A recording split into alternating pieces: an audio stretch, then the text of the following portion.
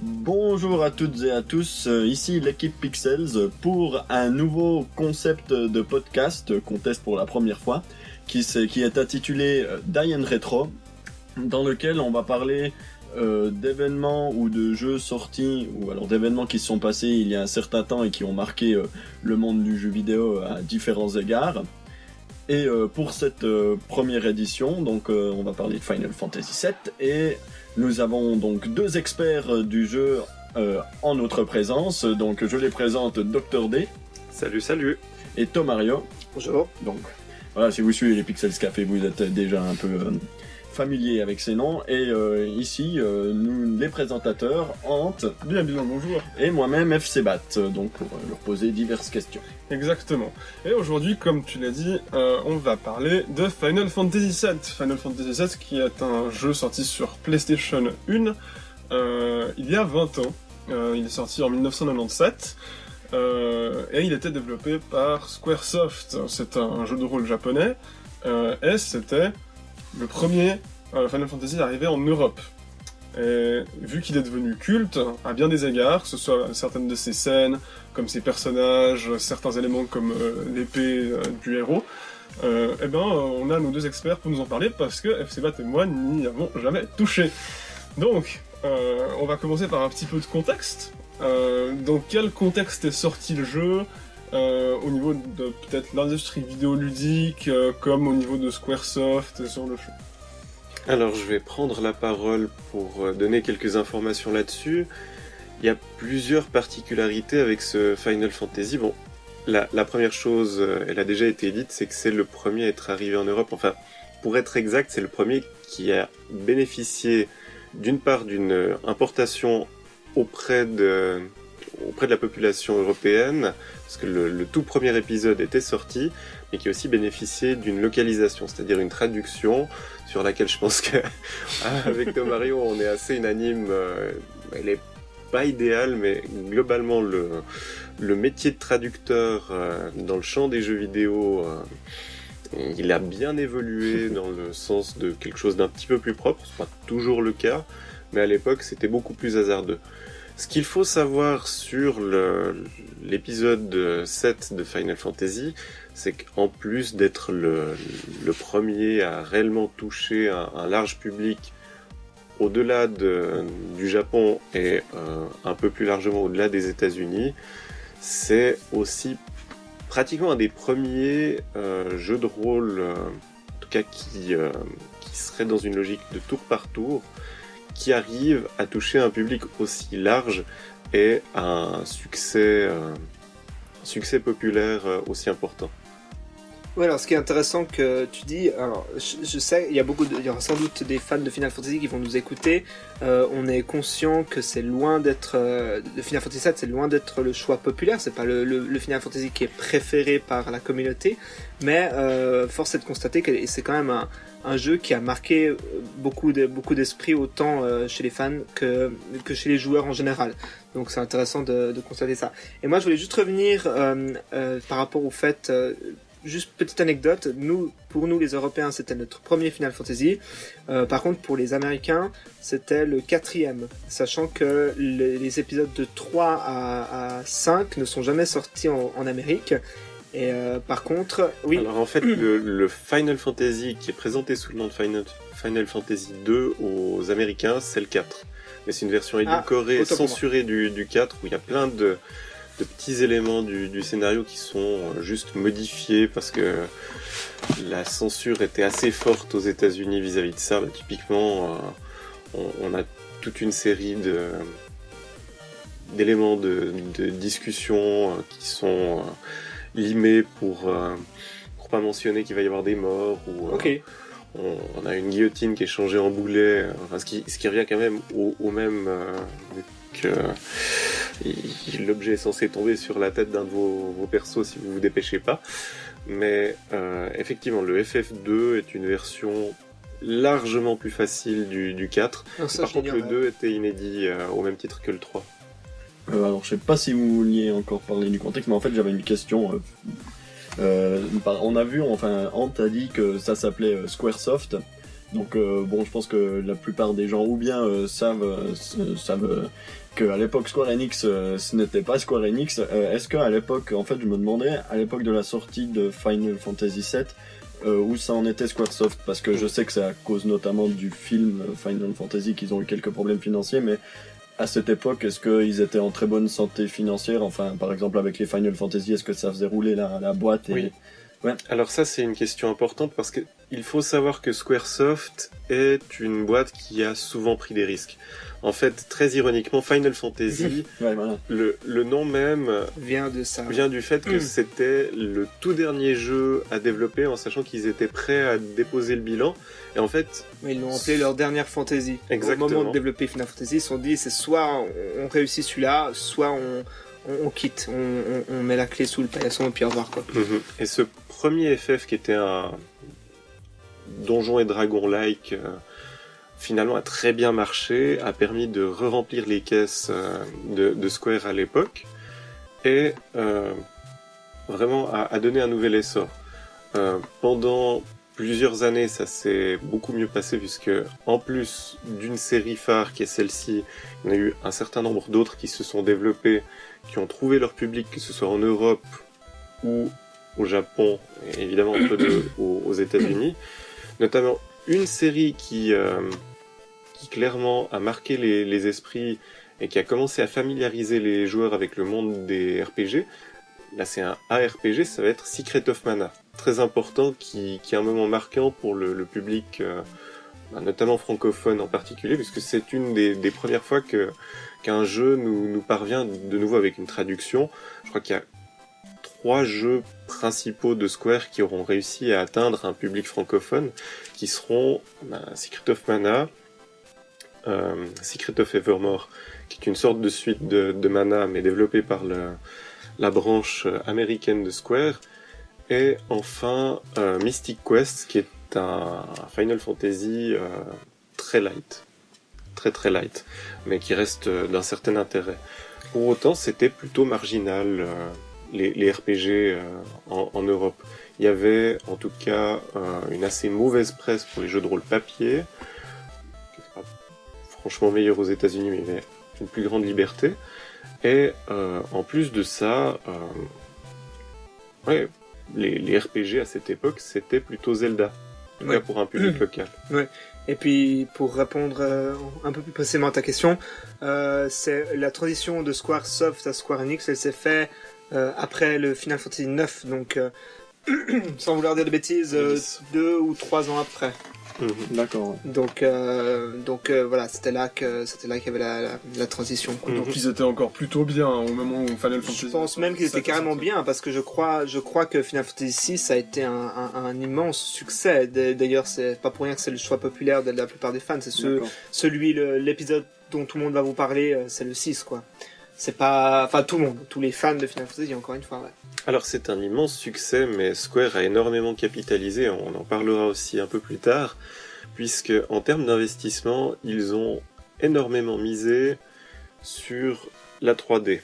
Et ça fera peut-être sourire maintenant pour les gens qui découvriraient les graphismes de Final Fantasy VII, mais on était à proprement parler à la pointe de la technologie, ce qui fait que derrière il faut bien un investissement, puis en l'occurrence en termes d'action dans les boîtes qui détenaient effectivement les moyens techniques de développer les scènes cinématiques comme celles qu'on a en intro de FF7, ça nécessitait des millions qui ont été investis aux États-Unis dans des firmes à gauche à droite. À un moment donné, justement, Square détenait pas mal d'actions de Pixar avant que ça passe dans les mains majoritaires de Disney.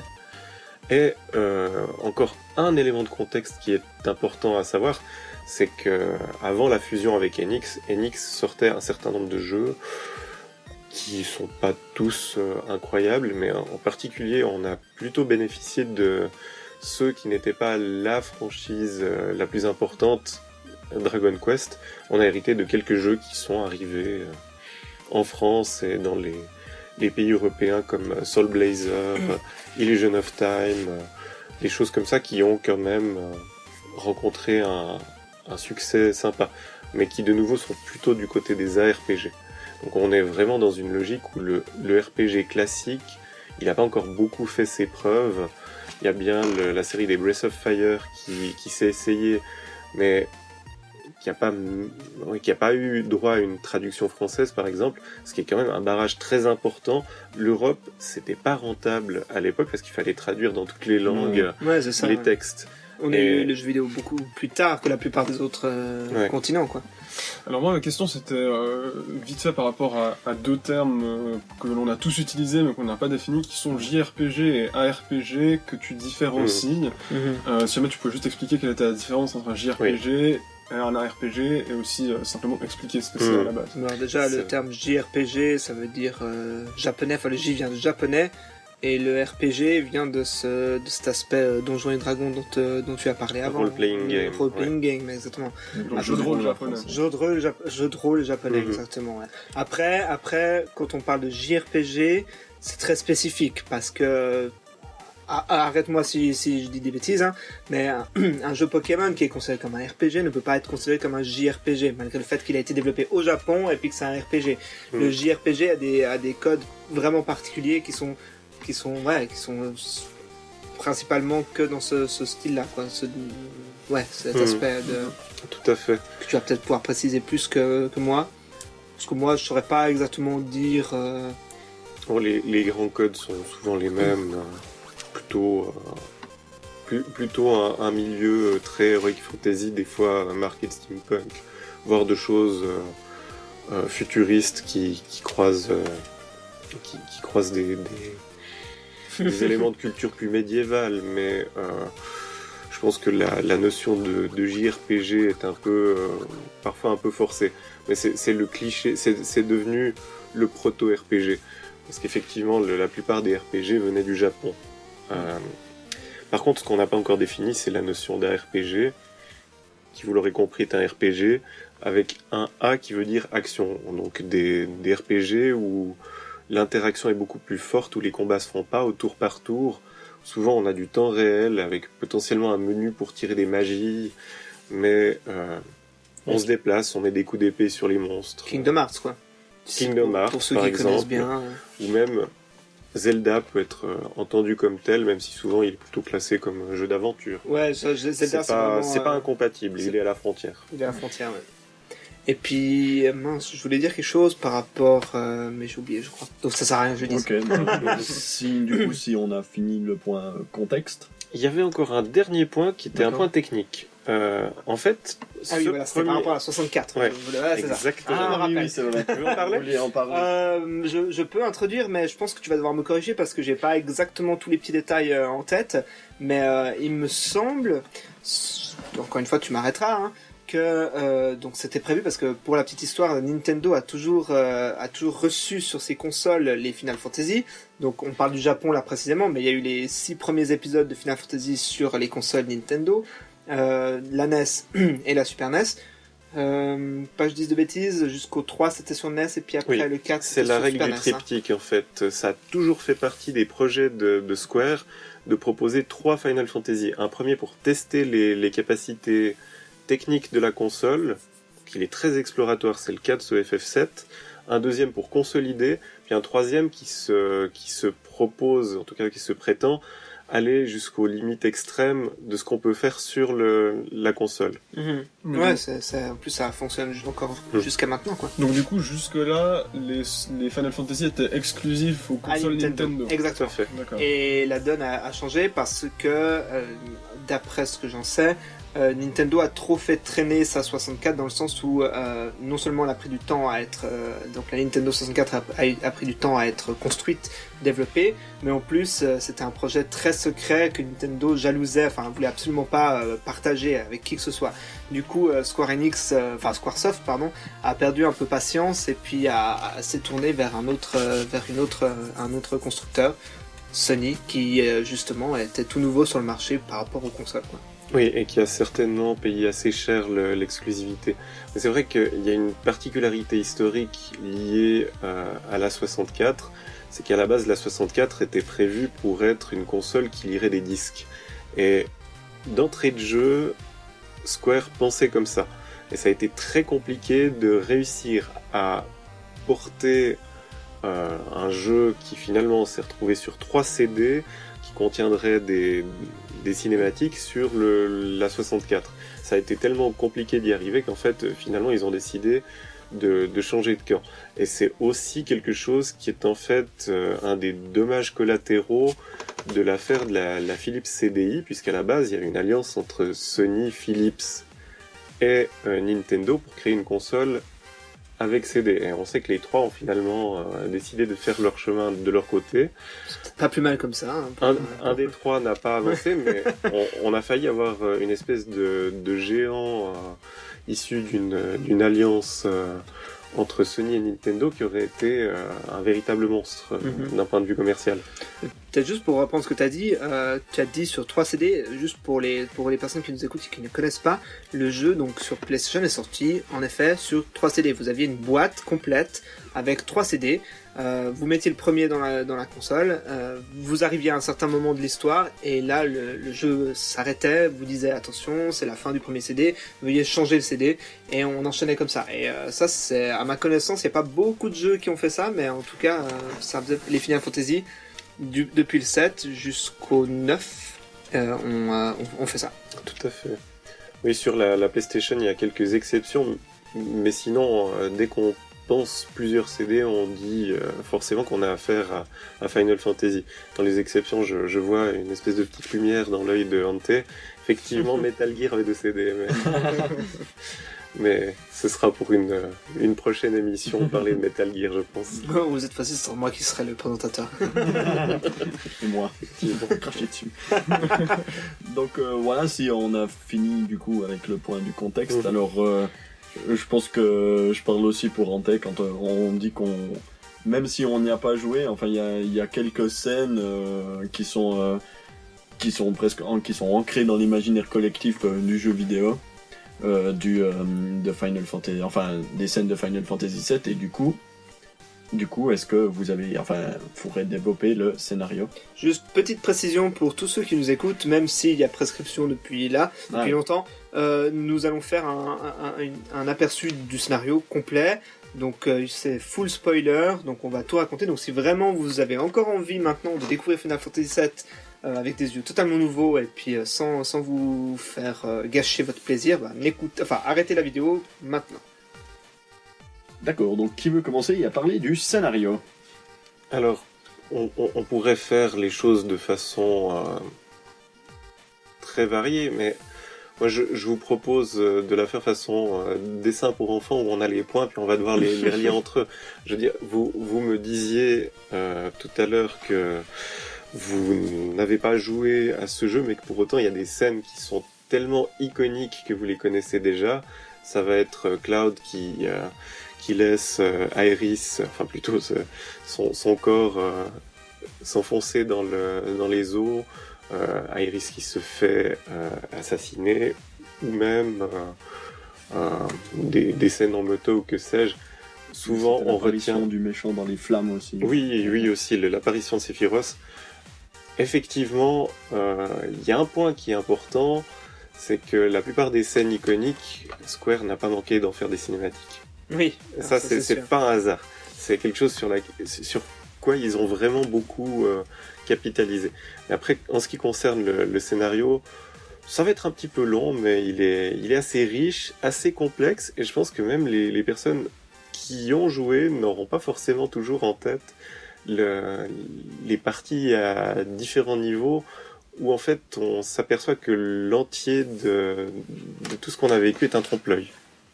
Mais je sais pas si tu souhaites commencer, Thomas. Alors on peut commencer, enfin je peux commencer parce que je pense que tu seras plus à même de développer la fin que moi. Donc vous incarnez un personnage qui s'appelle Cloud, ou si vous avez joué à la version française, il s'appelle Clad. Ce qui est assez dégueulasse, je veux dire. Ça va, il aurait pu s'appeler Nuage. Oui, il aurait pu s'appeler Nuage. Vous aurez presque préféré. Que Clad. Mais c'est vraiment le truc parce que quand vous jouez, petite anecdote, quand vous jouez, on vous demande votre nom et vous pouvez le changer. Et personnellement, c'est un truc qui m'hérisse le poil. Dès que je vois Cloud, j'efface tout de suite et je mets Cloud, hein, même dans la version PlayStation. Je crois qu'ils ont corrigé ça avec les versions récentes, mais bref. Vous incarnez donc ce personnage qui s'appelle Cloud, grand blond qui descend d'un train avec une autre équipe, avec une grande musique bien entraînante. Vous sentez qu'il y a quelque chose de grave qui est en train de se passer, que tout le monde est précipité. Il y a des soldats qui arrivent, Cloud et puis son équipe, je ne sais pas trop encore qui c'est, défonce du soldat à coups de poing et à coups de lame. Et puis on vous explique rapidement votre mission de départ. On vous explique que on vous donne un peu le contexte. Vous êtes dans une ville qui visiblement exploite son peuple. Et puis vous êtes une petite association qui... Il y a un chat. Allez, le chat de la sauce. Le chat de la sauce. Et je disais donc, il y a... Mince, j'ai oublié ce que je disais, que vous êtes donc une petite association, une association rebelle, de gens qui veulent sauver la planète. Alors, ils l'appellent comme ça, planète, avec une majuscule. C'est la planète. On essaiera de comprendre un peu plus loin ce qu'ils veulent dire. Et donc, ils sont en guerre contre la Shinra, qui est une société qui pollue la planète, qui exploite la planète, qui va drainer toute l'énergie de la planète et la transformer en énergie pour les habitants de la ville dans laquelle vous êtes, qui s'appelle Midgar. Donc, cette énergie-là s'appelle l'énergie Mako. Okay. Donc l'énergie Mako, c'est visiblement, on comprend que c'est ancré dans le quotidien de tout le monde. C'est ce qui fait vivre la population de Midgar, voire, je suppose, c'est pas très clair ça, mais voir aussi des autres régions de... On sait qu'il y a des réacteurs un peu partout, mais c'est pas super clair, ça va suivre, bref. Mais voilà, vous avez cette énergie Mako. Et puis le groupe en question, le groupe de rebelles, avec Cloud, qui est une nouvelle recrue de ce groupe, va vouloir faire des espèces d'attentats, en fait. Le jeu passera assez mal maintenant, je pense, en faisant exploser les réacteurs de la société Shinra. En gros, c'est ça le concept, quoi. Oui, et ça nous met dans une position qui est extrêmement intéressante et plutôt à contre-emploi, à savoir que l'on incarne un mercenaire, et un mercenaire qui est vraiment là par pure avarice au début. Il n'est là que pour l'argent, en sachant qu'il travaille pour des gens qui sont assez ouvertement des terroristes. Oui. Mais des terroristes au sens écologique. Très rapidement, on a affaire à une situation où on voit que, en fait, les riches exploitent énormément les pauvres. C'est sans doute un des premiers RPG à mettre en évidence à ce point cette différence et cette lutte des classes, qui est d'ailleurs exposée avec vraiment des illustrations de personnes qui essayent de monter et d'autres qui se retrouvent à descendre entre les différents niveaux de la ville. Voilà, donc la ville est sur plusieurs niveaux. Ce qu'ils appellent la plaque, qui est réservée aux riches, qui est surélevée, et puis il y a une espèce d'immense pilier qui va jusqu'au sol, et puis tous les gens pauvres sont dans les taudis. Les taudis qui sont en fait cachés du soleil, puisque l'immense plaque des riches cache la lumière du jour, en fait, en gros. Et donc, finalement, on a une construction où on a les riches qui ont l'électricité et tous les moyens qu'ils veulent sur le haut de la ville, mais surtout en bas, on a le gros de la population qui nage dans les détritus, dans la pollution, ce qui vraiment nous fait un portrait parfait du capitalisme sous sa forme la plus dark. Ce qui est assez intéressant, c'est qu'on a aussi une vision tout à fait totalitaire d'une société qui à la base en fait ne s'occupait que de l'exploitation des ressources en termes d'énergie et d'énergie électrique, et qui devient finalement un conglomérat qui possède l'électricité, tout ce qui tient de la recherche aérospatiale, les armées, bref, c'est devenu un gouvernement alors même qu'on croise à certains moments des espèces d'embryons de gouvernement, notamment un maire qui est complètement enfermé dans des archives au QG de la... Je crois qu'il le dit même, il est donc... on rencontre monsieur le maire, le maire de la ville de Midgar, et il me semble, je peux pas le paraphraser exactement, mais il dit vraiment, vous savez, moi je suis juste là pour faire bonne figure, je sers pas à grand chose, et c'est marrant de voir que la ville n'est pas du tout dirigée par autre chose que la Shinra qui a son petit conseil d'administration au placé, quoi. Mais donc ouais, visuellement, je sais pas si vous avez vu, si vous avez en tête un peu l'image de Midgar, mais donc c'est vraiment, c'est un immense pilier avec au centre, à partir de la plaque, la tour Shinra qui surplombe vraiment toute la ville, et puis en fait la plaque est donc ronde et vous avez 8 quartiers de pizza. 8 quartiers, donc 8 réacteurs. 8 réacteurs qui représentent donc ces parts de pizza, en fait, faut vraiment s'imaginer ça. Et en dessous on a les taudis qui sont beaucoup moins bien organisés, ils sont par secteur, mais je sais pas s'il y a un plan précis des taudis, mais bref, c'est pas très important, mais voilà. Il y a 8 secteurs et lorsqu'on commence, on est vraiment pris dans le feu de l'action sans savoir exactement ce qu'on fait. En fait, on fait exploser des bombes dans le but d'empêcher les réacteurs de tourner parce qu'ils exploitent non pas seulement de l'énergie, mais à proprement parler, ils sont en train de vampiriser la vie de la planète.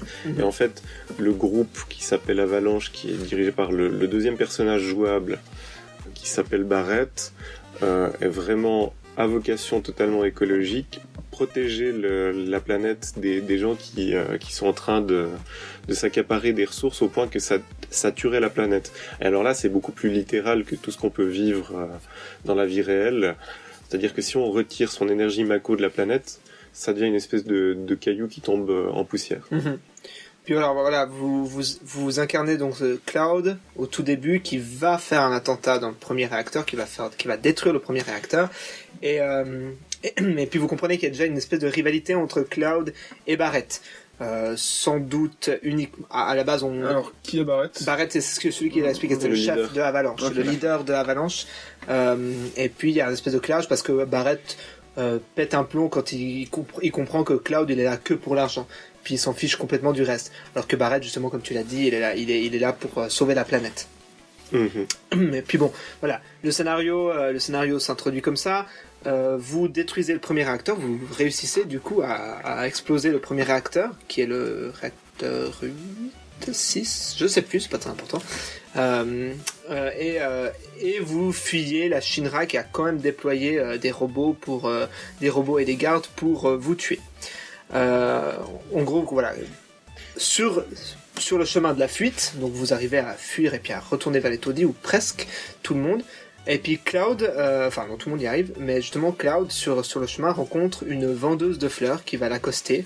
Donc cette vendeuse de fleurs qui s'appelle Iris. Et là on a tout de suite l'un des thèmes principaux du jeu, qui est vraiment cette différence entre le côté hyper industriel de la ville de Midgar et puis cette pauvre petite vendeuse de fleurs qui tente désespérément de faire pousser des fleurs dans une ville qui a que du métal et puis du béton, quoi, en gros.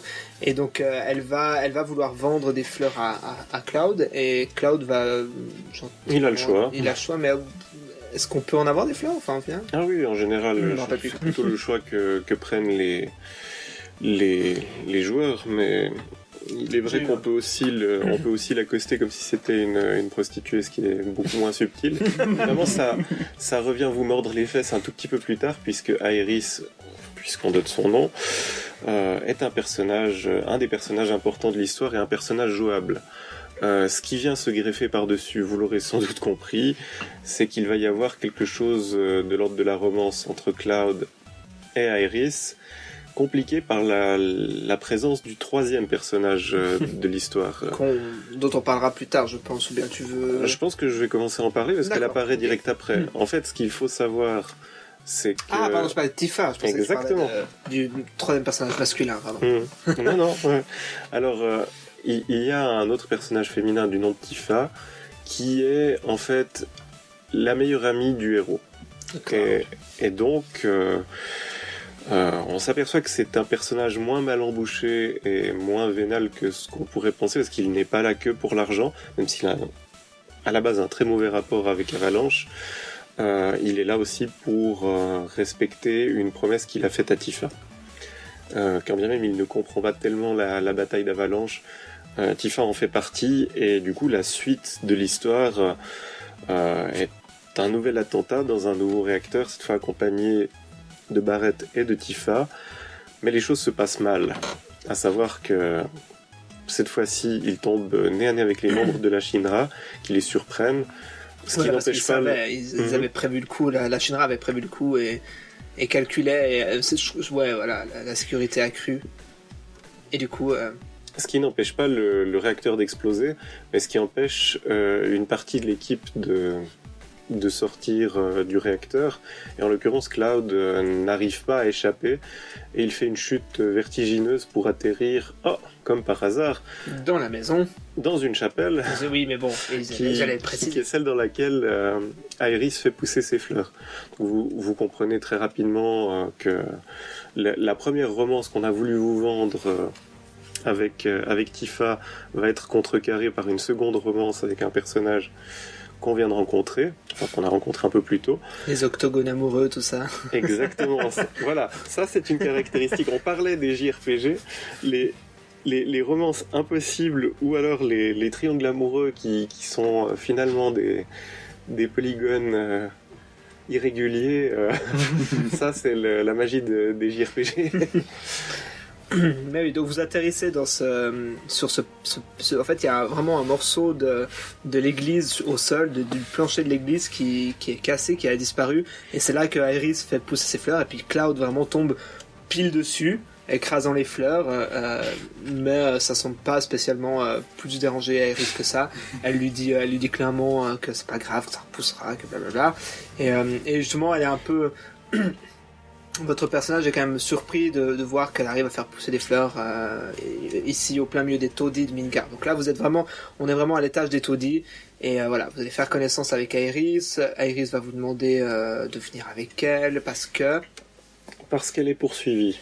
Et c'est là que les choses se corsent. On va vite voir qu'il y a en tout cas 3 niveaux de scénarios différents.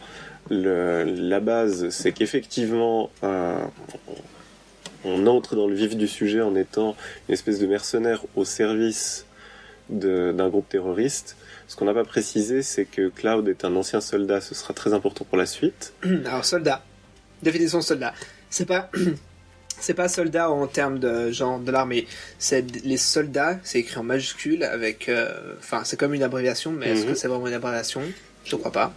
C'est le groupe armé de la Shinra. Oui, voilà. Mais c'est vraiment, il me semble, c'est écrit S.O.L.D.A.T. Bref. Et donc voilà, c'est le groupe armé de la Shinra. C'est pas vraiment des gens qui font la guerre et tout ça. Ils font plus ou moins des choses de style soldat de guerre, mais voilà, c'est pas l'armée. Donc en gros, il se retourne un peu contre son camp en rejoignant Avalanche. Oui, en fait, tout le monde sait que c'est un ancien soldat. Pourquoi ? Parce que tous les soldats sont imprégnés de Mako, et ça c'est un truc qui est aussi important qu'il faut préciser, c'est-à-dire sont imprégnés de Mako. Quand tu deviens un soldat de Shinra, tu dois, je sais pas exactement quel est le processus, mais tu dois justement être imprégné de Mako, et donc l'énergie de la planète, et puis si tel est le cas, enfin si tu le fais, en fait tes yeux ils changent de couleur, ils deviennent d'un espèce de vert voilà, donc tu peux pas passer inaperçu. Tout le monde voit tout de suite dans les yeux de Cloud que c'est un ancien soldat parce qu'il a été imprégné par la Mako. Et ça du coup ce sera un point d'intrigue. Exactement, oui, c'est pour ça que c'est bien de le préciser. Et d'ailleurs, on aurait dû le dire plus tôt parce que c'est vraiment un des premiers trucs que Barrett mentionne quand on est au tout début du jeu. Il va vous dire toi ancien soldat, il lui fait pas confiance aussi pour ça, pas juste parce que c'est Barrett ne fait pas confiance à Cloud, pas juste parce qu'il pense qu'à l'argent, mais aussi parce que Cloud est un ancien soldat et donc il est à l'ennemi. Et à partir de là, on a 2 axes du scénario qui nous poussent forcément à détester la Shinra. Le premier, c'est celui-là. Le second, c'est que la Shinra, en l'occurrence le département scientifique de la Shinra, cherche à s'emparer de Aerys pour une raison qu'on va découvrir assez rapidement, c'est qu'elle fait partie de la tribu des anciens, qui seraient normalement ceux qui devraient être en mesure de sauver le monde. Et qui est en voie de disparition. Oui. Qu'on croit même que ces personnes ont complètement disparu, et la dernière personne qui resterait, c'est Aerys, justement. Exactement. Alors, là-dessus, on a fait une grosse introduction sur le conflit qui oppose Cloud et la Shinra, et les principaux personnages. Il y a vraiment une querelle de personnages qui vont venir se greffer par-dessus, mais de fil en aiguille, Cloud est séparé du groupe, ça on le sait. La Shinra devient de plus en plus agressive avec Avalanche et tentera même de détruire le quartier où Avalanche se terre. De détruire d'ailleurs de manière à pénaliser également les riches, puisque le Shinra veut faire complètement descendre un morceau de la plaque sur les taudis. Donc ce qui tuerait des centaines de vies aussi chez les riches. Donc pour voir à quel point ils sont déterminés à venir à bout d'Avalanche, quoi. Et ils le font. Et ils le font, ouais. Et à partir de là, toute l'équipe se retrouve essentiellement mue par le fait de retrouver Iris qui se sera fait kidnapper entre-temps. Ça nous amène à quoi ? À simplement que tous les personnages finissent par tenter de pénétrer dans le QG de la Shinra. Et là, on en est qu'à une dizaine d'heures d'un jeu qui peut en durer facilement des centaines, où commence la véritable histoire. Tout ce qu'on a eu jusque-là n'est presque, je dis bien presque, que de la mise en contexte. Une fois arrivé dans le quartier général de la Shinra, Cloud tombe nez à nez avec une espèce de créature monstrueuse dans le département scientifique, qui se trouve être un monstre dont la tête a été arrachée. Oui, alors, qui est confiné dans une espèce de cuve, en fait. Oui. Il est pas. Voilà. Exactement. Ce monstre, enfin là, on voit déjà l'inscription sur sa tête. C'est juste, hein. Oui. Enfin, sur son cou, ouais. Ouais, sur sa tête quelque part. Ce monstre s'appellerait Genova. Et c'est quelque chose dont on voit immédiatement que ça parle à Cloud, mais en progressant dans les étages de la tour Shinra, ils se font arrêter. Et alors là, c'est un twist maintenant tout à fait classique. Le temps qu'ils sont incarcérés, il y a un massacre. Ils arrivent l'un d'entre eux arrive à sortir de sa cellule, mais tout le monde a été dépecé. Tout le monde, donc pas dans les jeux, le massacre s'est passé où ? En fait, dans tous les employés de la tour Shinra. Dans la tour. Et en fait, du coup, les membres d'Avalanche, donc on est avec Tifa, Barrett, Cloud, et puis un autre personnage qu'on va pas forcément nommer parce qu'il est pas forcément très intéressant au niveau de l'intrigue. Ouais. Mais voilà, ils sont plusieurs en tout cas à se faire libérer de cette prison pour une raison. Voilà. Et à partir de là, on s'aperçoit que le président de la Shinra, qui a un fils, donc vous inquiétez pas, on va continuer à l'affronter, la Shinra. Pour autant, le président est mort. Il a été assassiné, un long sabre planté dans le dos. Donc vous le voyez à plat ventre sur sa table, enfin son board, quoi, avec cette épée dans le dos. Et puis là, il me semble que c'est Cloud qui reconnaît tout de suite l'épée, c'est juste, hein ? L'épée de son ancien compagnon d'armes du nom de Sephiroth. Et à partir de là, s'ensuit toute une course-poursuite pour échapper aux autorités, ce qui n'est pas extrêmement intéressant. Mais une fois sorti de Midgar, et comme je le disais, là c'est vraiment juste l'intro, on a Cloud qui raconte son passé, et on vit une partie de ce passé quand il est soldat, quand il fait ses premières armes à côté de Sephiroth, qui est déjà un héros, un héros de guerre quand même, on ne sait pas très bien s'il y a eu ou non une guerre.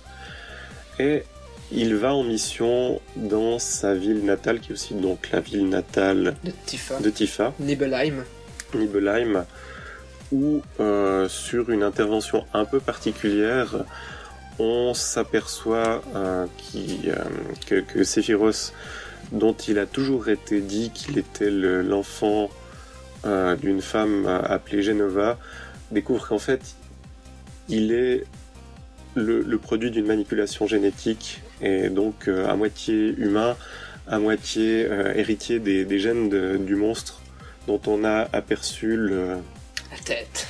Le corps sans la tête au début. On le voit avec la tête dans le flashback, justement.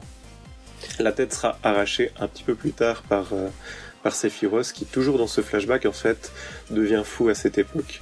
Voilà, c'est ça, il faut vous imaginer ce Sephiroth qui découvre, donc qui est envoyé en mission dans une ville juste pour... C'est quoi, pour vérifier l'état d'un réacteur? Enfin, c'est une mission à la con, enfin... Et il doit tuer un monstre qui attaque le réacteur. Voilà, donc il y a un réacteur à Nibelheim, un réacteur de la Shinra, qui a besoin de réparation, ou en tout cas de défense, et puis en voulant enquêter là-dessus, Sephiroth découvre la véritable histoire de son passé, du coup, comme tu l'as dit. Et du coup, faut l'imaginer, découvrant ça, en train de péter un plomb, il essaie de comprendre... Enfin, on le voit dans sa bibliothèque, dans le manoir de Nibelheim, en train d'essayer de trouver des réponses, à lire des livres, à essayer de trouver des solutions pourquoi, et puis il est vraiment en train de perdre sa santé mentale complètement, quoi. Et s'ensuit, est-ce qu'on le sait tout de suite là, ou bien... S'ensuit tout à fait directement la nuit d'après l'incendie de Nibelheim, où on s'aperçoit en fait que tout le monde aurait été massacré. Puis on voit justement cette image iconique dont on parlait un peu plus tôt, de Sephiroth qui émerge dans les flammes et qui continue à assassiner tout le monde. Puis se redirige vers le réacteur, où il tente d'aller dans la salle où se trouve la cuve contenant Jenova, dont il arrache la tête à ce moment-là. Oui. Et à ce moment-là se passe quelque chose d'un peu particulier. Tifa intervient, elle est blessée, et c'est là qu'on retrouve Cloud qui revient et qui, tentant de la protéger, tue Sephiroth. Et c'est là que l'histoire s'arrête à l'heure actuelle, et ça surprend particulièrement Tifa et Cloud de découvrir un meurtre signé littéralement par Sephiroth, qui serait donc toujours vivant. Ouais, en plus vous imaginez le flashback, donc Cloud est vraiment ce soldat ridicule, il est à peine entraîné, il est tout nouveau, et puis il tue son héros de guerre, Sephiroth. Le flashback met bien l'accent là-dessus, sur le fait que c'est un newbie qui tue Sephiroth après son accès de folie, quoi. Et donc toute la deuxième partie de l'histoire va consister à parcourir le monde pour trouver où est Sephiroth.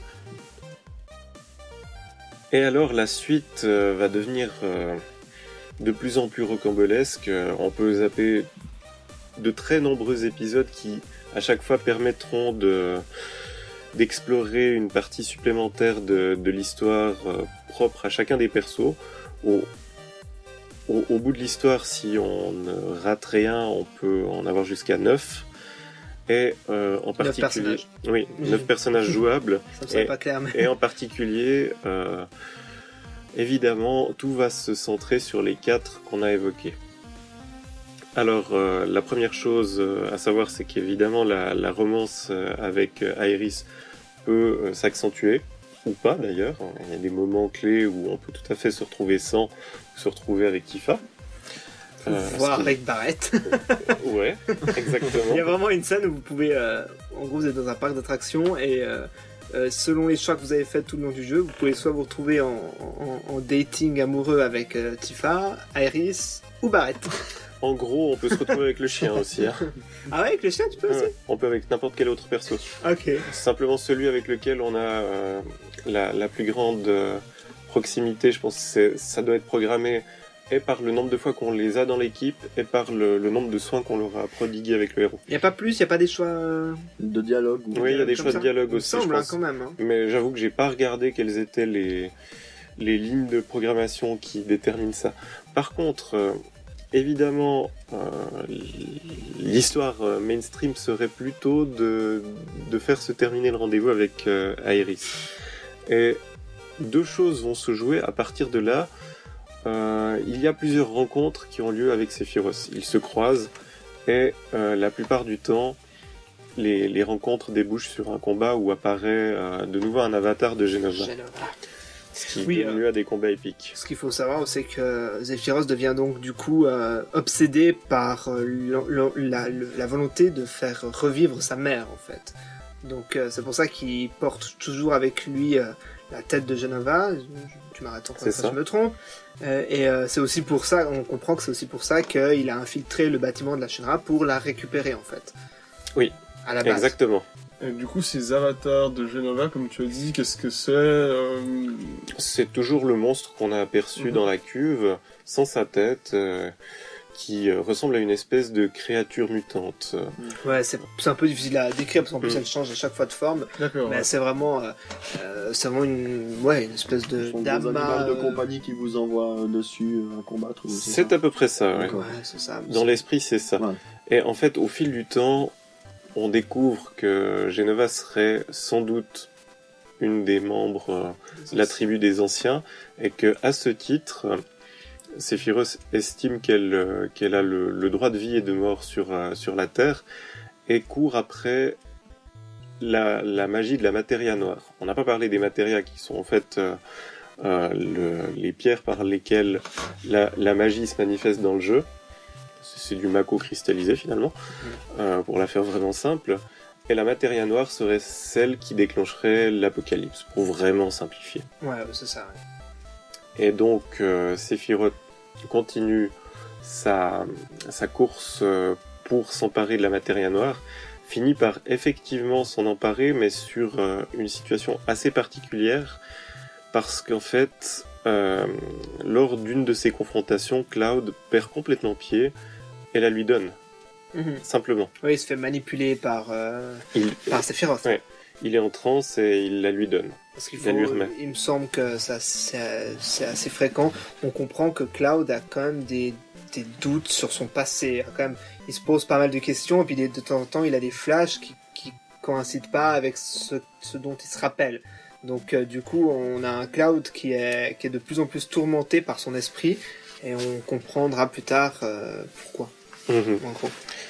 Et à partir de ce moment-là où il perd pied, d'ailleurs après il est, je crois, dans les vapes pendant un long moment, il remet la matéria noire à Sephiroth et Aeris disparaît. Et on voit en rêve qu'elle sait déjà exactement où elle doit aller. Donc nous aussi, c'est un Deus ex machina qui tombe extrêmement bien. Mais dans ce rêve prémonitoire, on voit qu'elle va être tuée par Sephiroth. Et du coup, ça introduit toute une nouvelle partie de l'aventure où on va tenter de les rattraper avant que le pire ne se passe. Le pire arrive, et il y a une nouvelle confrontation avec Sephiroth. Mais en fait on est Trop tard. On est dans le volcan. C'est c'est dans la cité des anciens, pardon. Des anciens. Excuse-moi, je confonds. On a la cité des anciens, donc une ancienne ville. Enfin, c'est un peu bizarre, c'est pas vraiment une ville, mais ça l'était à l'époque. Et il y a les. Tu sauras mieux expliquer la réunion qui se passe en fait. Oui. Peut-être quand même juste expliquer ça, je pense que c'est important. Alors la réunion, oui, au fil du temps, on s'apercevra que des personnages à l'air complètement illuminés parlent de réunion et souvent sont incapables d'aligner plus de 3 mots, mais portent un tatouage sur la main. En fait, on s'apercevra qu'ils sont des clones ratés de Sephiroth et qu'ils cherchent tous à le retrouver. Et Sephiroth parle régulièrement d'une réunion qui serait une sorte d'union entre les différents membres de la secte, si on ose dire ainsi. On s'apercevra qu'il s'agit de toute autre chose. Sephiroth l'avoue de lui-même.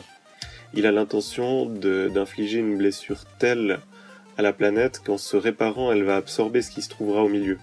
Et lui, son plan, c'est que lui et Genova s'y trouvent pour qu'ils deviennent la planète et littéralement s'élève à un statut de divinité. Et malheureusement, la personne la plus à même de les en empêcher serait Aeris. On s'en aperçoit assez rapidement en fait. Genova n'est pas une membre de la tribu des anciens, mais une espèce de créature extraterrestre hautement maléfique que les anciens ont combattu.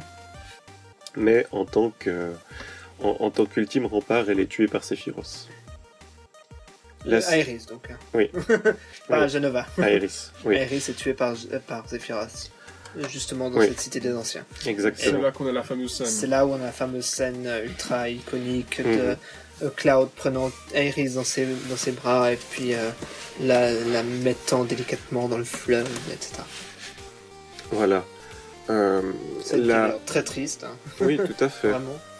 La suite de l'histoire n'est pas forcément beaucoup plus heureuse, et donc la poursuite continue jusqu'à un cratère, et en l'occurrence dans ce cratère, Ce cratère auquel je pensais.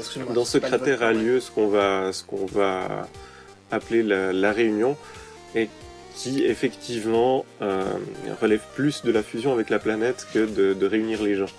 En réalité, on s'aperçoit que Sephiroth sommeille dans une espèce de cristal, et de nouveau, on a affaire à une espèce de transe de Cloud qui, en pleine perte de contrôle, reprend la Materia Noire qui, entre-temps, est passée dans les mains de la Shinra, qui est également sur les lieux.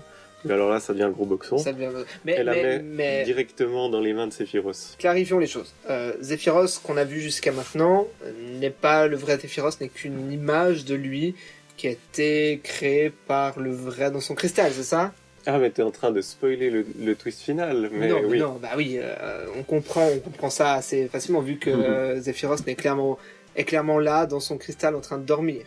Oui, mais il aurait pu arriver le premier et puis dormir. Puis se rendormir, oui, ouais. Bon, ouais. Mais non, je pense que c'est bien de préciser, parce que là, c'est bien le gros chenille. C'est là que ça devient le chenille. Et en fait, à partir de là, va se déclencher toute une série de calamités. Il invoque l'apocalypse sous la forme d'un météore qui va s'écraser. Qui prend son temps pour s'écraser. Qui prend plus de temps que dans Zelda, c'est vrai. Pour s'écraser sur la planète, avec un P majuscule. Et se libèrent 4 créatures monstrueuses qui sont des créatures des temps anciens destinées à protéger la planète de ce genre de menaces. Paradoxalement, ça va donner ce que l'on connaît maintenant comme des figures classiques des JRPG sous le nom des armes, armes d'émeraude, de rubis et autres, qui sont des boss complètement facultatifs, mais absolument destructeur en termes de puissance, bien plus puissant que le boss final. Ça, si je ne me trompe pas, c'était la fin du CD2. Non, alors pas encore. À partir de là, on perd complètement le contrôle de Cloud, qui est dans un état légume. Oui, mais attends, parce que du coup, juste quand même, j'avais envie de préciser par rapport au scénario que là, on a quand même un switch assez violent, où c'est pas tout de suite qu'on le perd, c'est après qu'il tombe dans le fleuve, il me semble. Bref, on a un switch qui est assez violent, où jusqu'à maintenant c'était une histoire qui était sérieuse, certes, qui avait un ton sérieux, même avec la mort d'Aeris, tout ça, mais là on entre vraiment, enfin en tout cas moi c'est comme ça que je l'ai ressenti, on entre dans une vision vraiment apocalyptique du monde, vraiment on sent que tout le monde comprend que la planète va bientôt être détruite, il n'y aura plus de survivants, plus rien, et tout le monde a l'air un petit peu perdu. Tout le monde a l'air un peu perdu. Et d'ailleurs, cette scène où on sait que le météore a été invoqué, on voit le météore en train d'arriver, le ciel est genre orange, rouge, enfin on a vraiment cette vision d'apocalypse qui est assez marquante et assez dérangeante, j'ai trouvé. Oui. Mais c'est plus tard qu'il tombe dans le fleuve. Non, alors à ce moment-là, il est perdu. Il est complètement perdu, on ne le retrouve que beaucoup plus tardivement, mais la Shinra arrive à s'enfuir avant que les armes détruisent tout sur leur passage, avec le reste de l'équipe, dont Tifa qui du coup prend le lead, mais... Après avoir donné des claques. Oui, alors avant ça, ils sont condamnés à mort par gaz, ce qui donne lieu à toute une série de scènes tout à fait charmantes, pour avoir contribué à la destruction de la planète, et évidemment pour terrorisme. Ils réussissent à s'échapper essentiellement par un Deus Ex Arma. Non, je plaisante, ce serait plutôt Arma Ex Machina, mais techniquement les armes commencent à attaquer tout ce qui appartient à la Shinra. Ouais, tout ce qui menace la planète en fait.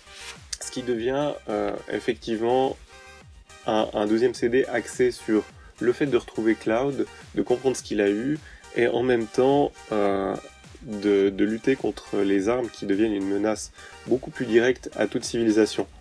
Parce que forcément la Shinra est dans les villes, et du coup les armes tentent de la détruire. À partir de là, on finit par retrouver Cloud, et on s'aperçoit justement de ce que disait Tomario, à savoir que toute une partie de l'histoire passée a été complètement inventée. Il a des faux souvenirs. En fait, un des pouvoirs de Jenova en particulier c'est de créer des illusions et de transformer les souvenirs. Et dans le cas particulier des personnes qui seraient des clones de Sephiroth ou toute autre personne qui se serait injectée de l'ADN de Jenova, d'en prendre possession. Et c'est là que tout se joue, dans le sens où Cloud pensait être un jeune soldat quand même d'un niveau confirmé, qui faisait ses armes avec Sephiroth. En réalité, il était juste un figurant de toute l'histoire qu'il a racontée. Il ne se souvenait absolument pas qu'il était figurant. Et toute l'histoire qu'il raconte avec ses yeux à la base... Croyant que c'est son histoire, toute cette histoire-là. Il s'est en fait approprié l'histoire d'une personne qui lui ressemble et qui a effectivement été tuée par Sephiroth à ce moment-là. Donc Cloud ayant juste fini le travail en poussant Sephiroth dans le réacteur Mako du mont Nibel. Donc peut-être juste nommer ce personnage. Ce personnage s'appelle Zack. Donc tout ce que vous savez de Cloud jusqu'à maintenant, en fait, c'est l'histoire de Zack. En gros, on l'apprendra plus tard. Zack est mort suite à différents événements, mais bref, et il était en compagnie de Cloud au moment de sa mort. Et du coup, Cloud a modifié volontairement, involontairement sa mémoire pour s'approprier en fait l'identité de Zack au moment de la mort de ce dernier. Et du coup, c'est pour ça que il arrive à Avalanche, donc là on revient au tout début du jeu, en pensant être un ancien soldat, ayant travaillé avec Sephiroth pour la Shinra et tout ça, alors qu'en vrai, ce pauvre petit Cloud était juste un petit troufion, un petit garde du corps enfin ouais, même pas un garde du corps, juste un pauvre petit soldat, mais pas du tout important, qui était en compagnie de Zack et puis de Sephiroth au moment où il y a eu le fameux feu à Nibelheim et tout ça. Et donc voilà, ça c'est un point vraiment clé scénaristique, et on comprend que quand Cloud découvre cette vérité, il pète un plomb, enfin il perd l'esprit complètement. Tous les doutes qu'il a eu jusque-là pendant le jeu se sont avérés vrais, et du coup on retrouve Tifa, cherchant Cloud, le retrouve complètement agonisant dans une chaise roulante à une ville qu'on a le choix de visiter ou pas, mais qui est pas du tout importante dans le scénario. Et on le retrouve là, dans cette petite ville, dans une chaise roulante, en train de dire n'importe quoi. Enfin, je sais même plus s'il parle ou s'il fait juste des onomatopées. Non, seulement les onomatopées, il est dans le même état de légumes que les autres personnages qu'on a croisés. Voilà. Et c'est seulement fort tard, quand on arrive à récupérer Cloud dans un état meilleur que ça, qu'on s'aperçoit en fait qu'effectivement, s'il a tous ces problèmes dès qu'il rencontre Sephiroth, c'est parce que d'une part, on ne croise jamais réellement Sephiroth, mais Jenova, donc le monstre lui-même, et que en tant que clone théoriquement raté, il est sous le contrôle du monstre. À partir du moment où il y a cette prise de conscience, on n'a plus ce genre de crise, puis de toute façon il pourrait pas faire beaucoup plus que de détruire le monde, mais il y a déjà contribué. Et ça nous amène vers la phase finale du jeu, qui cette fois est d'aller retrouver Sephiroth dans les profondeurs du fameux cratère, et de tenter de l'éliminer pour empêcher le météore d'arriver. Ou à défaut, parce qu'il y a vraiment ce côté désespéré, si on ne peut pas empêcher le météore d'arriver, ce sera toujours ça de prix de l'empêcher de devenir la planète. Et ouais, du coup, on arrive, je sais pas, tu voulais conclure par rapport au scénario. Ouais, ça se conclut avec une fin moins malheureuse, tout de même. Bah, ce qui est intéressant, c'est qu'on connaît pas le résultat de l'affaire au final. Il me semble, à moins que je me trompe, hein, mais. Si. Ben non, pas vraiment. Enfin bref, le scénario se finit où genre le météore, Sephiroth et Jenova sont éliminés, et on voit ce météore qui est à 2 cm de toucher, de détruire la Terre. Et à ce moment-là, le pouvoir de la Terre est libéré, la planète tente de se sauver elle-même, parce qu'au final, c'est assez clairement dit qu'il n'y a plus rien à faire pour empêcher la planète, le météore de détruire la planète. Donc la planète essaie de se sauver elle-même en canalisant toute l'énergie qui lui reste. Et ça se finit un peu là-dessus, et on n'a aucune idée si vraiment la planète a réussi à se sauver. Le seul truc qu'on sait... Non, la planète réussit à détruire le météore. Oui, la planète s'est sauvée, mais ce qu'on sait pas, c'est est-ce que nos personnages sont toujours en vie, parce que la seule scène qu'on a, la seule scène qui nous reste, c'est celle d'un personnage dont on n'a pas évoqué, qui peut vivre des centaines d'années, et à la fin du jeu, on a cette scène où on voit ce personnage arriver et voir une Midgar qui est complètement, qui a été complètement détruite par le temps. Ça se passe combien d'années plus tard? 500 ans après, je crois. 500 ans après, en tout cas plusieurs centaines d'années plus tard, et c'est la seule scène qu'on a. Donc faut vous imaginer la scène de fin, le météore arrive, la planète tente de sauver, et puis c'est à peu près, c'est blanc total, et puis après on a cette... Et il me semble qu'ils arrivent à s'échapper du cratère. Il me semble qu'on voit pas plus, hein, par ça. Ouais. Enfin bref, on sait pas, en tout cas on n'a pas l'issue exacte de... Est-ce que le météore a été stoppé net, ou est-ce qu'il a été renvoyé, ou est-ce que... Bref, on sait que la planète est encore en vie, puisque justement on a cette scène de 500 ans plus tard, avec ce personnage qui a survécu, vu qu'il peut survivre un certain nombre d'années, et on le voit observer Midgar détruit, mais par le temps principalement, quoi. Oui, et puis où la nature a repris, a repris son droit sur la technologie. Parce qu'on voit que, en fait... Elle est à la limite dévorée par la forêt, quoi. Ouais, exactement, ouais. Midgar est justement recouvert de feuilles, quoi. Donc c'est intéressant. Donc du coup, même si jamais l'équipe que l'on joue n'a pas été tuée par le météore, elle est déjà morte au moment de la cutscene finale. Oui. Probablement, vu que c'est... De vieillesse, oui. Ouais, c'est ça. Ah oui, pardon, la question, oui, bien sûr. Même si jamais le météore ne les a pas tués, ils sont en tout cas morts, étant donné que ça se passe 500 ans après. Mais ce qui était intéressant... La vie trouve toujours un chemin. Mais ce qui est dommage par rapport aux suites de Final Fantasy, VII, c'est que on a la réponse malheureusement parce qu'il y a eu un film après, il y avait 2-3 autres jeux, donc on a la réponse. Est-ce que vraiment ces personnes ont survécu? Ce que je trouve dommage, parce que pour moi c'était une fin qui justement était intéressante, parce qu'on ne sait pas vraiment si tout le monde survit. Ça, il me semble que c'est assez clair. Mais il y a une particularité qu'on n'a pas encore évoquée, c'est que la planète est incarnée par Aeris. Oui. En fait, la réunion, cette espèce de processus mystique dont on ne comprend absolument pas le sens avant qu'il ait eu lieu, en fait, ne concerne absolument pas Sephiroth, mais Aeris. Et c'est là où il y a erreur totale d'interprétation de leur part. Donc, à Sephiroth, dans sa version hallucinée, et à Genova, c'est qu'ils ne sont pas le centre du monde. Et le monde les rejette. Eh ben, c'était compliqué comme histoire. Ma foi.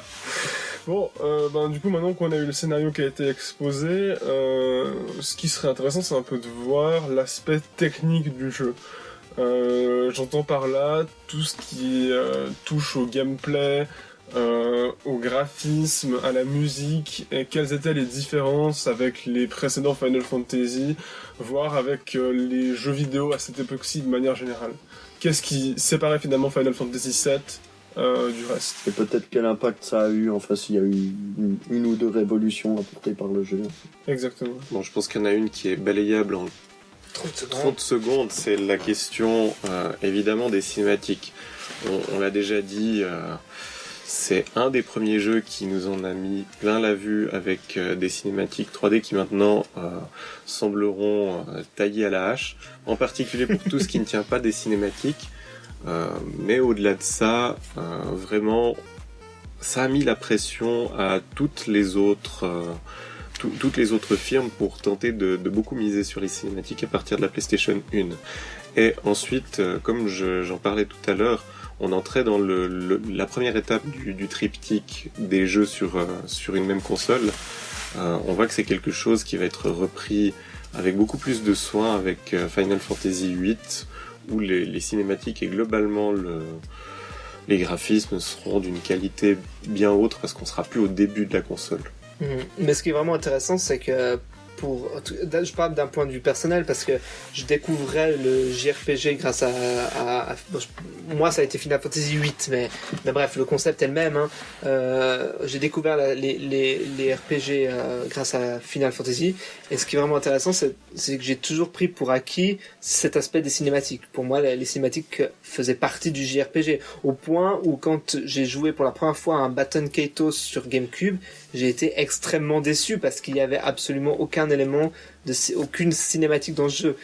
Pareil pour un Tales of Symphonia qui avait juste une ou deux cinématiques, mais vraiment c'était vraiment une ou deux, quoi. Et c'était intéressant parce que pour moi c'était vraiment, quand je découvrais ça, j'étais vraiment déçu parce que c'était un truc que j'attendais beaucoup dans les Final Fantasy. Chaque fois j'attendais de découvrir les cinématiques, le côté cinéma du jeu, de découvrir l'intro avec son générique et tout.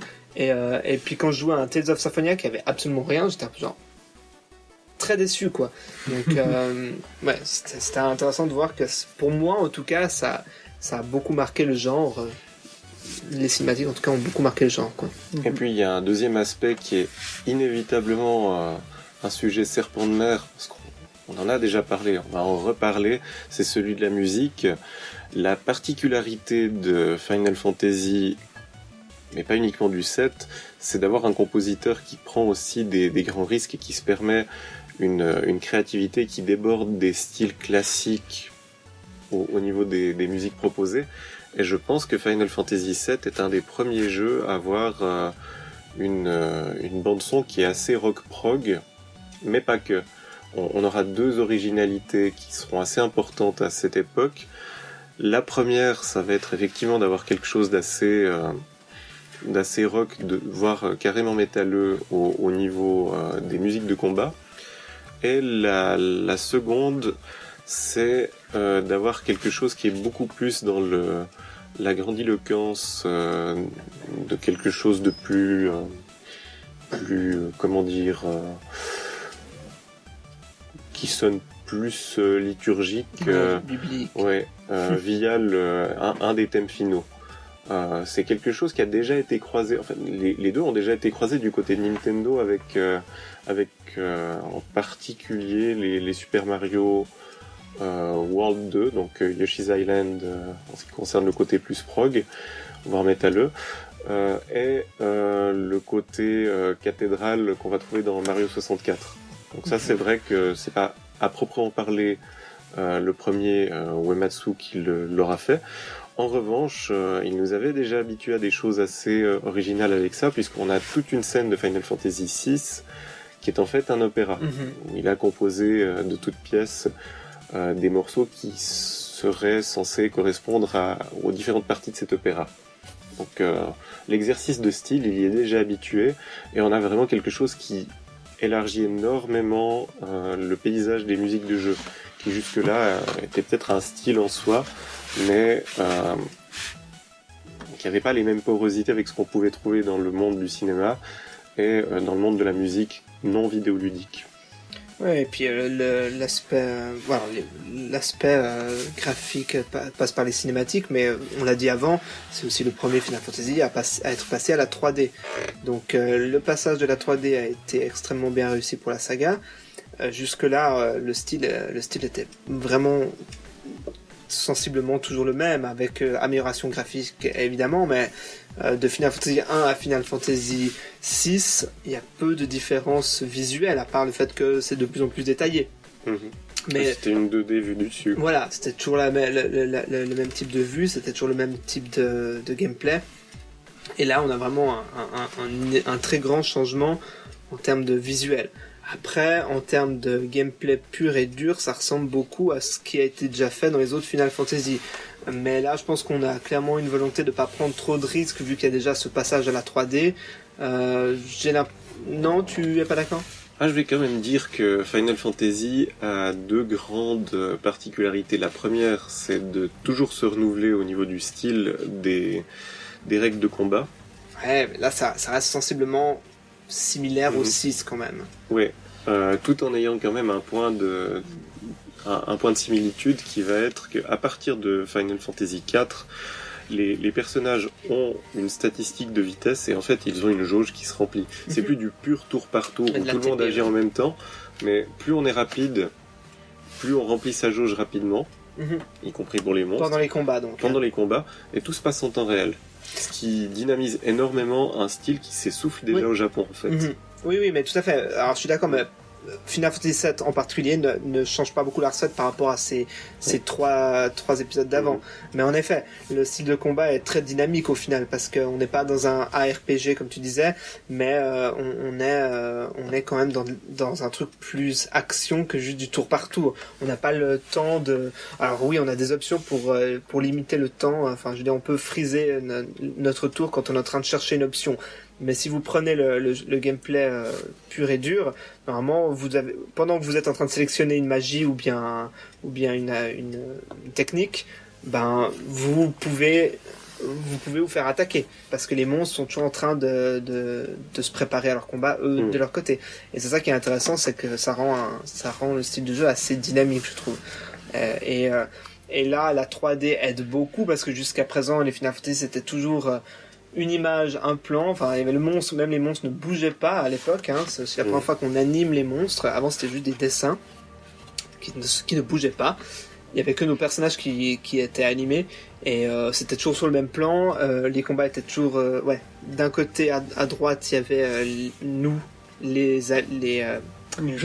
gentils personnages, puis à gauche il y avait les ou le monstre dessiné sans animation, quoi. Et là c'est vrai qu'on a tout un système qui va changer vu qu'il y a la 3D, les plans sont plus fixes, vous avez des caméras qui bougent un peu plus pendant les combats, et ça rend le jeu beaucoup plus, encore une fois, dynamique, quoi. Donc, le gameplay ne change pas beaucoup, mais le visuel rend le gameplay plus attrayant. Oui. Ce qui va changer énormément d'épisode en épisode, c'est plus la gestion des personnages. Où vraiment, à chaque fois, on passe d'un système de règles qui s'insère en fait dans la trame du scénario à un autre. Et ce Final Fantasy n'échappe pas à la règle, puisque comme je le disais, la magie est régie par un système de matéria qui vont être des pierres qu'on va insérer dans notre équipement. Et en fait, c'est un peu particulier puisque ce sont ces pierres qui prennent des niveaux en magie. Et elles sont du coup transposables à d'autres personnages avec leur niveau et tout. Les personnages évoluent, ont leur propre augmentation de statistiques, mais on peut passer une magie à quelqu'un d'autre du moment qu'on l'a fait monter. Passer un certain temps, le feu peut avoir un niveau 2, un niveau 3 et ainsi de suite. Et ça, c'était quelque chose de plutôt inédit qui va être un essai plus ou moins renouvelé avec Final Fantasy VIII, qui aura comme mission d'ailleurs tout à fait explicite de contrer Pokémon en fait. Puisque cette fois les pierres seront remplacées par les invocations. Et évidemment, une des particularités de Final Fantasy au fil du temps, qui se sera vraiment institutionnalisé via le passage à la 3D, c'est le recours aux magies d'invocation qui ont de nouveau comme but d'en mettre vraiment plein la vue. Ouais, alors ça c'est sûr. Et là, il y en a une sacrée cralée, hein. Plus un petit tas, ouais. Plus un petit tas. Je pense que Final Fantasy VII, c'est le jeu où il y a le plus d'invocations. Probablement. Sauf erreur de ma part. Du coup, si on a fini avec ce point technique, alors on va passer plus ou moins rapidement sur, parce que vous en avez déjà un petit peu parlé sur le point scénario, mais les moments cultes, enfin ceux qui vous ont vraiment marqué lorsque vous avez joué la première, même les deuxième, troisième fois. Combat de baffe à FF7. Tu plaisantes, je savais que tu plaisanterais là-dessus, mais en fait, il y a quelque chose sur lequel on est obligé de réagir, parce que c'est pas à proprement parler le gameplay, mais c'est presque un élément de décoration qui va étoffer tout le jeu, mais l'enrichir énormément. C'est le fait que le jeu est alors vraiment très régulièrement entrecoupé de mini-jeux. Et le combat de baffe est un cas un peu particulier parce il défraye la chronique sur le plan du manque de considération pour les femmes vis-à-vis de leur technique de combat, ce qui est complètement indécent. Oui. Mais par contre, les autres mini-jeux, ça va aller de la gestion en mode tactical pour essayer de protéger un fort en plaçant ses troupes. Oh, je l'aime bien celui-là. Ah, moi je l'aime pas. C'est un tower defense. Ouais, voilà, un genre de tower. Donc vite décrire ce que c'est un tower defense. Ouais, en gros vous avez dans le jeu, c'est ça, c'est qu'il y a un œuf qui doit être protégé et il est au sommet d'une tour et il y a des petits monstres ennemis qui vont venir attaquer l'œuf et puis vous devez placer des défenses, donc des tourelles ou des soldats pour empêcher les petits monstres d'aller attaquer l'œuf. Vous jouez pas directement les soldats, vous les placez et puis ils doivent s'occuper de tuer automatiquement les petits monstres qui arrivent, quoi. Tout ça pour protéger un œuf de phénix. Et là, je spoil de nouveau, mais en fait, on s'aperçoit que toutes les grandes magies, toutes les grandes invocations, il va falloir faire des quêtes secondaires qui vous mèneront sur une moto, dans un sous-marin, à aller affronter des monstres qu'on n'est pas obligé d'affronter, à faire du saut avec des dauphins. Il y a vraiment énormément de choses. Ouais. En fait, les deux aspects différents puis j'ai même pas parlé des courses de chocobo. Du snowboard. C'est ça. Les différents aspects qui nous auront marqués, ce seront autant la musique, les graphismes qui à l'époque nous auront mis plein la vue, les cinématiques en particulier, les moments cultes du scénario où on s'aperçoit qu'on est mené par le bout du nez pendant un long moment avant de s'apercevoir qu'en fait c'est vachement flou. Et je pense qu'on est nombreux à pas forcément avoir compris ce qui s'était passé à la fin. Beaucoup ne comprennent pas le twist final. Et les aspects de mini-jeux et de quêtes secondaires qui sont légion. On dépasse la centaine d'heures pour terminer le jeu, très largement.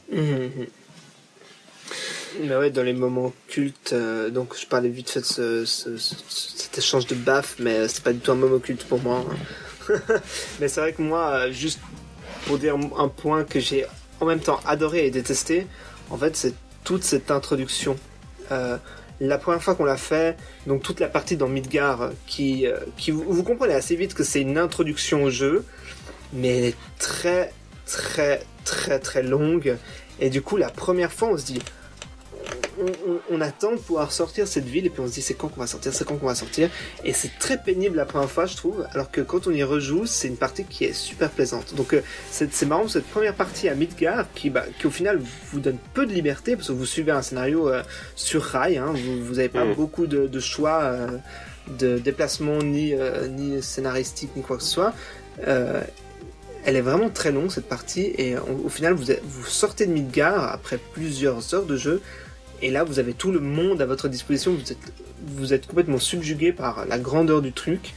Et c'était vraiment intéressant. Mais donc cette partie à Midgar, je l'ai trouvée vraiment autant incroyable que très agaçante la première fois, quoi. Mais maintenant, par contre, c'est une partie que j'ai beaucoup de plaisir à refaire. Ouais, je pense que pour beaucoup d'entre nous, en fait, on savait déjà que le jeu était beaucoup plus ouvert et beaucoup plus riche en mini-jeux que ce qu'on trouve durant les 10 premières heures. Ce qui est intéressant à noter, c'est que moi, j'ai commencé par Final Fantasy VIII, qui, lui, vous introduit quasiment l'extérieur au bout de 10 minutes de jeu. Ouais. Donc vous sortez tout de suite de votre confinement et vous avez à peu près le monde entier à disposition, plus ou moins le monde entier. Ouais, sur une petite île. Oui, sur une petite île, mais je veux dire, vous voyez la carte et vous savez que vous allez pouvoir aller plus loin, et tandis que dans Final Fantasy VII, on vous fait languir très longtemps. Donc c'est assez intéressant. Du coup, on a terminé avec les moments cultes, à part que l'un de vous a encore une scène à citer. Non comme peut-être un point culte, la pose de victoire de Cloud qui fait tournoyer son épée et qui doit faire au moins 6 mètres de large et 6 mètres de long. Ouais, j'allais dire en tout cas 100 kilos, quoi. le machin en fonte que c'est. On va passer au mot de la fin. Donc, quel serait... du coup, je pense, selon vous, comment est-ce que Final Fantasy VII, du coup, s'est inscrit comme étant une œuvre culte? Et ouais, je pense que ce sera à peu près ça qu'on aura comme mot de la fin. Alors, je pense que on est obligé de rebondir avec la question du contexte, forcément, puisqu'il y a un contexte tout nouveau 20 ans après, qui va être la sortie d'un remake par épisode, et puis sur un mode beaucoup plus action de Final Fantasy, le 7e épisode.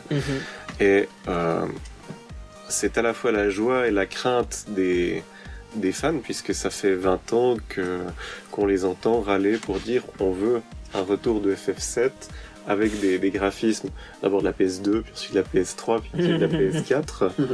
On y arrive enfin. Oui, non, c'est un peu Normalement ça. pas, mais... C'est un peu ça quand même, mais... Square Enix, quoi. Ouais. Leur approche... Puis, en dehors de ça, il faut aussi se dire que... Il faut aussi se dire que c'est un jeu qui a fait comprendre aux créateurs qu'on pouvait effectivement vendre des RPG au-delà du Japon. C'était un style qui était très très prisé au Japon, qui ne circulait pas beaucoup dans le reste du monde, et à la limite plutôt en anglais. Là, enfin, même avec une traduction dont on n'est pas trop revenu, mais qui est assez mauvaise, on s'est aperçu que beaucoup de gens voulaient jouer à FF7. Moi, j'ai des proches qui ont voulu jouer à FF7, qui se sont procurés la version japonaise. Ça a évidemment été la catastrophe, parce que la première situation où il faut comprendre la langue la rendait purement impossible à gérer, mais voilà. Mais ouais, moi je trouve que c'est... Malgré le fait que beaucoup de gens décrivent le fait que les thèmes abordés dans ce Final Fantasy sont très immatures, sont très vus en surface ou quoi que ce soit, moi je trouve que, en tout cas avec des yeux d'enfant, les yeux d'enfant que moi j'avais à l'époque où j'ai joué, j'ai énormément apprécié justement la vulgarisation du truc. On parlait de thèmes écologiques et d'autres, hein, évidemment. En surface, ça ressemble à ça. En surface, ça a l'air de parler que d'écologie. C'est pas le cas, évidemment, mais encore une fois, avec les yeux d'enfant que j'avais, je l'ai perçu comme ça. J'ai eu beaucoup de plaisir à jouer à ce Final Fantasy, plus qu'à Final Fantasy VIII, justement, qui est pourtant mon premier essai dans Final Fantasy. Mais voilà, je trouvais que les thèmes étaient bien abordés, étaient assez intelligents et suffisamment bien vulgarisés pour que ça soit compris de tout le monde. Et puis non, on a malgré le fait que les graphismes maintenant on donne l'impression d'avoir été coupés au couteau comme tu dis, on a quand même du visuel qui est très très beau, quoi. Enfin, des thèmes visuels et puis des ambiances qui sont qui ont été retrouvés à peu près nulle part après jusqu'à présent, quoi.